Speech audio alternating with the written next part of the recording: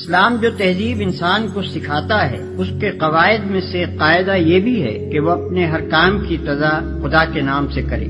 इस कायदे की पाबंदी अगर शुऊर और खुलूस के साथ की जाए तो इससे लाज़िमन 3 फायदे हासिल होंगे। एक ये कि आदमी बहुत से बुरे कामों से बच जाएगा, क्योंकि खुदा का नाम लेने की आदत उसे हर काम शुरू करते वक्त ये सोचने पर मजबूर कर देगी कि क्या वाकई में इस काम पर खुदा का नाम लेने में बजानिब हूँ।